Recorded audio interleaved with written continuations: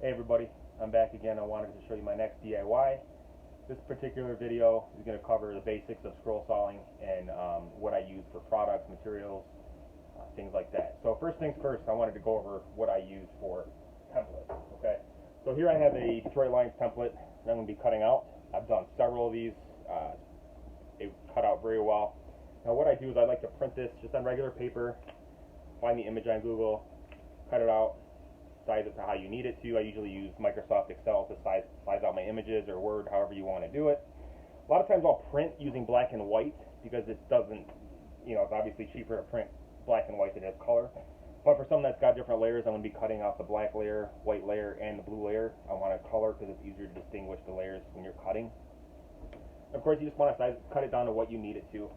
And then today I'm going to be cutting on 1/4 inch MDF.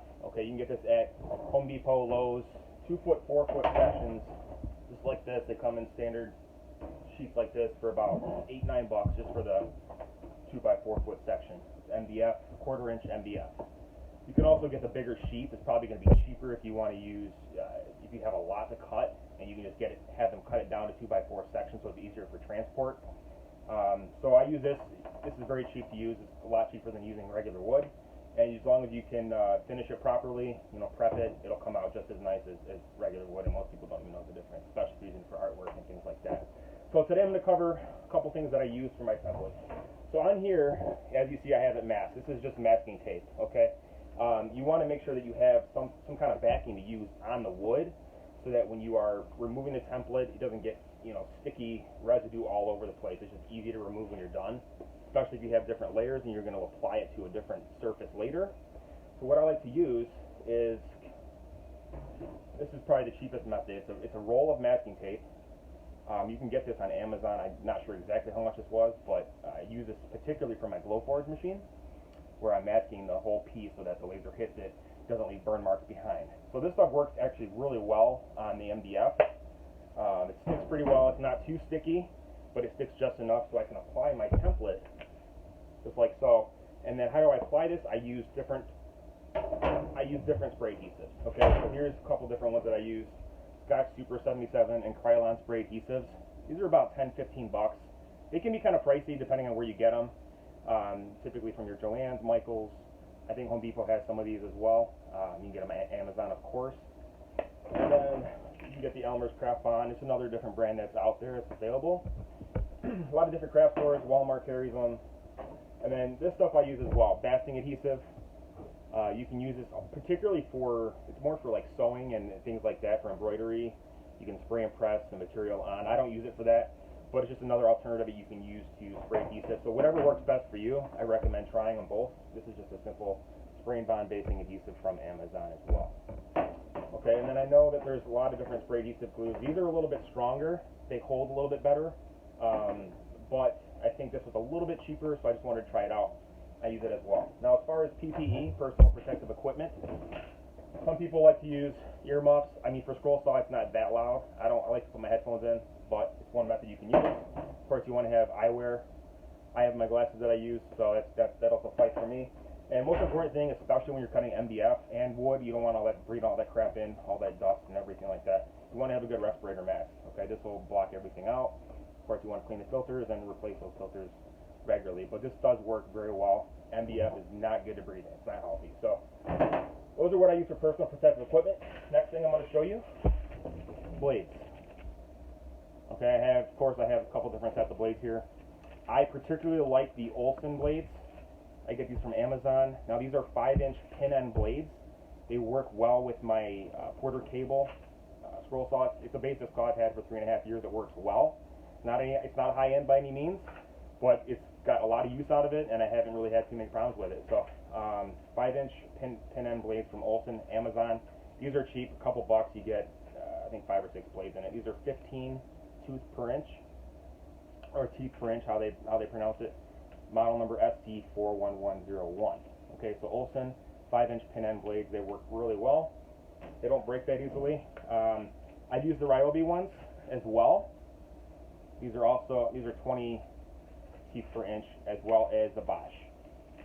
They're about the same price. I think the Ryobi ones were a little more, but I'm not mistaken, they change all the time. I mean, The Bosch ones are available at Lowe's, and then the Riley, of course, at Home Depot. These are 20 teeth per inch, and against the 15. They can use it up to 3/4 of an inch to cut the material. Typically, I'm cutting anywhere from 1/4 inch to 1/2 inch. It just depends on what I use. I like to use the 1/4 inch MDF and the 1/2 inch Birch plywood. So it just depends on what you're doing, and it depends on, you know, if you're doing a lot of intricate, specific cuts, you might want to use the 20 teeth per inch. It does work a little bit better for maneuverability. That's just what I've seen and what works best for me. What works best for you may be different, but I want to show you the different brands available. Blades are blades, okay? So I like Olsen because they seem to work best for me. I'm sure there's some out there. What else do you guys like? Did you guys see anything else? And then, of course, those are the blades I use. So also, instead of masking, I want to go over that again as well. So I have the masking tape here that you use to apply the template. Okay, this is the backer, so you can just pull it off, and it's not going to leave any residue on the specific material. Now, what you can also use is clear contact brand paper or Duct brand paper. I think they sell that at Walmart. It's a little bit cheaper. This stuff does get kind of pricey.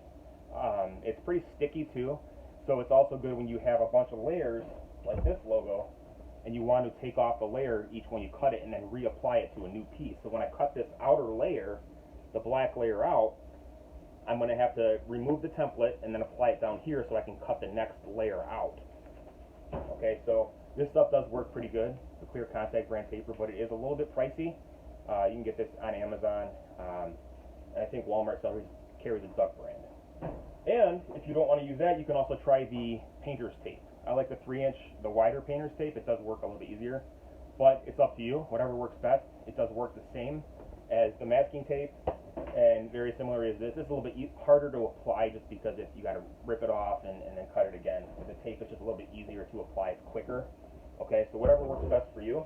And then last but not least, when I'm doing templates like this that have specific cutouts, like in the lion, I'm going to cut out the eye there and the little white strips here. What I like to do first, after I apply this, I'll show you here. I'm going to apply some of the multi-purpose adhesive. This stuff I use the most. You don't need a ton because it does stick really well. Okay? It stinks, so you may want to just keep it in a well-ventilated area. And then what I'll do is I'll just apply it just like this. Okay? So now it's not going to move around. The template, it's on there pretty good. It's not going to move around when you're cutting. Sometimes it'll flap the paper, etc. But that works really well. And then so what I'll do is I'll take my drill bit here. I'm using the Ryobi. I like this drill. It's pretty good. I just put a small drill bit in it, just big enough so that I can fit through the blade.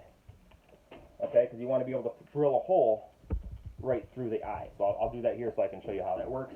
And I do this before I start cutting everything else because it's so much easier to do the small cuts rather than the big cuts and then have to do a bigger, smaller cut later. So as you can see, I'm going to cut right through the eye there.